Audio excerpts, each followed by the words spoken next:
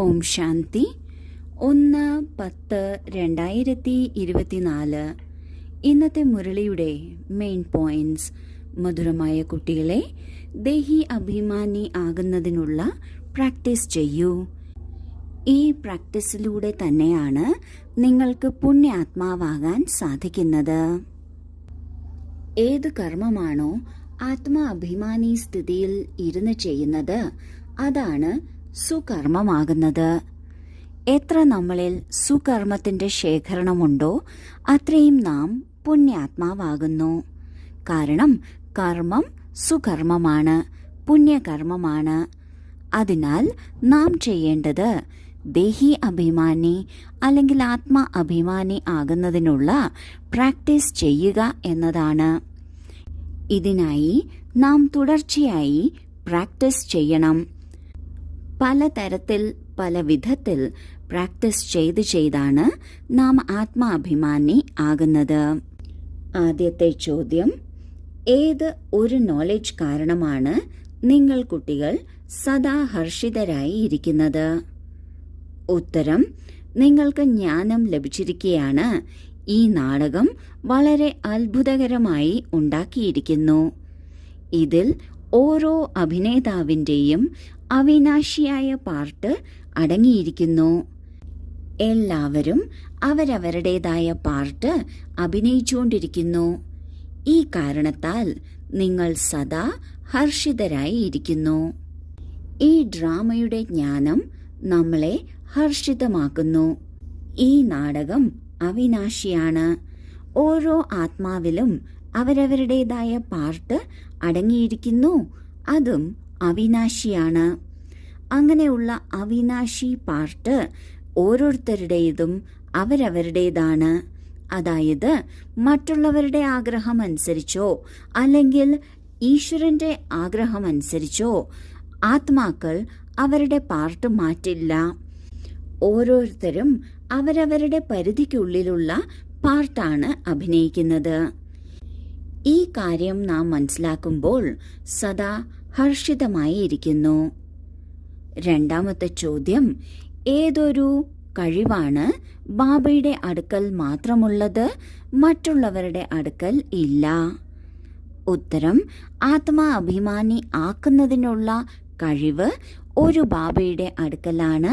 കാരണം ബാബ സ്വയം സദാ ആത്മാവാണ്, സുപ്രീമാണ്. ഈ കഴിവ് മറ്റൊരു മനുഷ്യർക്കും വരിക സാധ്യമല്ല. ബാബ പറയുന്നു, ബാബയിൽ മറ്റാർക്കുമില്ലാത്ത ഒരു പ്രത്യേക കഴിവുണ്ട്. അതാണ് ആരെയും ദേഹി അഭിമാനി, അതായത് ആത്മാ അഭിമാനി ആക്കുന്നതിനുള്ള കഴിവ്.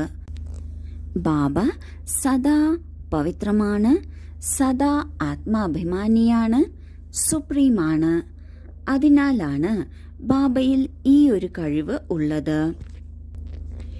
ഈ ഒരു കഴിവ് മറ്റാരിലും ഒരിക്കലും ഉണ്ടാകില്ല. അവരെത്ര തന്നെ മഹാനാത്മാവായാലും ധർമാത്മാവായാലും ദേവാത്മാവായാലും അവരിൽ മറ്റുള്ളവരെയും ആത്മാഭിമാനി ആക്കുന്നതിനുള്ള കഴിവ് ഉണ്ടാകില്ല. ബാബ നമ്മെ ആത്മാഭിമാനിയാക്കുന്നത് മുരളിയിലൂടെയാണ്. ഇങ്ങനെ മുരളി കേട്ട് മനസ്സിലാക്കി ജീവിതത്തിൽ കൊണ്ടുവരുന്നതിലൂടെ നാം ആത്മാഭിമാനി ആകുന്നു. ധാരണയ്ക്കുള്ള മുഖ്യസാരം: 1. ഇപ്പോൾ വാനപ്രസ്ഥാവസ്ഥയാണ്. ഇതിനാൽ ബുദ്ധി കൊണ്ട് എല്ലാം തന്നെ സന്യസിച്ച് ഒരു ബാബയുടെ ഓർമ്മയിൽ ഇരിക്കണം. ഏകാന്തതയിലിരുന്ന് അഭ്യസിക്കണം, ഞാൻ ആത്മാവാണ്, ആത്മാവാണ് എന്ന്. 2. സർവീസബിളായ പുഷ്പമാകണം. ദേഹാഭിമാനത്തിന് വശപ്പെട്ട് ഡിസർവീസ് ആകുന്ന ഒരു കർമ്മവും ചെയ്യരുത്. ധാരാളം പേരുടെ മംഗളത്തിന് നിമിത്തമാകണം. ഓർമ്മയ്ക്കായി അല്പസമയം തീർച്ചയായും മാറ്റിയെടുക്കണം. ആദ്യത്തെ പോയിന്റിൽ ബാബ പറയുന്നു, നമ്മളെല്ലാവരും നമ്മുടെ വാനപ്രസ്ഥ അവസ്ഥയിലാണ്. വാനപ്രസ്ഥ അവസ്ഥ എന്നാൽ വാണിക്ക്, അതായത് ശബ്ദത്തിന് ഉപരി പോകുന്ന അവസ്ഥ എന്നാണ്. നാം വാനപ്രസ്ഥത്തിലെത്തി അർത്ഥം ഈ മുഴുവൻ നാടകവും ഇപ്പോൾ തീരാൻ പോവുകയാണ്. ഇതിനാൽ ബുദ്ധി കൊണ്ട് എല്ലാം തന്നെ ത്യജിച്ച് ഒരു ബാബയുടെ ഓർമ്മയിലിരിക്കണം. തിരക്കിനിടയിലാകട്ടെ ഏകാന്തതയിലാകട്ടെ തീർച്ചയായും ഞാൻ ആത്മാവാണ് എന്ന് പ്രാക്ടീസ് ചെയ്യണം. രണ്ടാമത്തെ പോയിന്റിൽ ബാബ പറയുന്നു, സേവനത്തിൽ തൽപരരായിട്ടുള്ള പുഷ്പമാകണം. ആരാണോ സേവനത്തിൽ തൽപരരായിട്ടുള്ളത് അവർ ബാബയ്ക്ക് വളരെ പ്രിയപ്പെട്ടവരാണ്. എന്നാൽ തല തിരിഞ്ഞ ഒരു കർമ്മവും ചെയ്യരുത്. അങ്ങനെ എന്തെങ്കിലും സംഭവിച്ചാൽ ഡിസർവീസ് ആകുന്നതിന് നിമിത്തമായി തീരും. ധാരാളം പേർക്ക് നന്മ ചെയ്യുന്നതിന് നാം നിമിത്തമാകണം. അല്പസമയത്തേക്കാണെങ്കിലും തീർച്ചയായും ബാബയുടെ ഓർമ്മയിലിരിക്കാൻ സമയം കണ്ടെത്തണം. വരദാനം: പരമാത്മാ ജ്ഞാനത്തിന്റെ നവീനത പവിത്രതയെ ധാരണ ചെയ്യുന്ന സർവ മമത്വങ്ങളിൽ നിന്നും മുക്തരായി ഭവിക്കട്ടെ. ഈ പരമാത്മാ ജ്ഞാനത്തിന്റെ നവീനത തന്നെ പവിത്രതയാണ്. ലഹരിയോടെ പറയുന്നു, തീയും കർപ്പൂരവും ഒന്നിച്ചിരിക്കെ തന്നെ ഒരിക്കലും തീ പിടിക്കില്ല എന്ന്. വിശ്വത്തിന് താങ്കൾ എല്ലാവരുടെയും ഈ ചാലഞ്ചാണ്. പവിത്രതയില്ലാതെ യോഗിയോ ജ്ഞാനീതു ആത്മാവോ ആകുക സാധ്യമല്ല എന്നത്. അപ്പോൾ പവിത്രത അർത്ഥം സമ്പൂർണമായും മമത്വത്തിൽ നിന്ന് മുക്തം. ഏതൊരു വ്യക്തിയോടോ സാധനത്തിനോടോ മമത്വം ഉണ്ടായിരിക്കരുത്.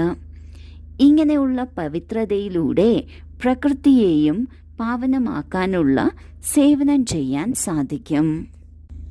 പവിത്രത എന്നാൽ സമ്പൂർണമായും മമത്വത്തിൽ നിന്ന് മുക്തമായിരിക്കുന്ന സ്ഥിതിയാണ്. ഒരു വ്യക്തിയോടോ സാധനങ്ങളോടോ മമത്വം ഉണ്ടായിരിക്കരുത്.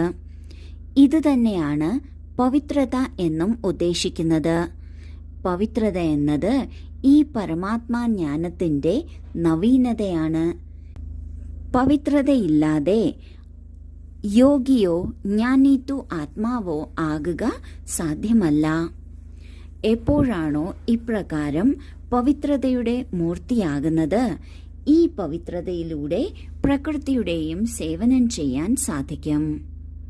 സ്ലോഗൻ: പവിത്രത താങ്കളുടെ ജീവിതത്തിന്റെ മുഖ്യ ആധാരമാണ്. വീണുകിടന്നാലും ധർമ്മം വെടിയരുത്. പവിത്രത എന്നത് നമ്മുടെ ജീവിതത്തിലെ ഏറ്റവും മൂല്യമേറിയ കാര്യമാണ്. ഈ പവിത്രത തന്നെയാണ് ഏറ്റവും മുഖ്യ ആധാരം. അതിനാൽ ഈ ആധാരം ഒരിക്കലും നഷ്ടമാകരുത്. മരിക്കേണ്ടി വന്നാലും വീഴേണ്ടി വന്നാലും ധർമ്മം വെടിയരുത്.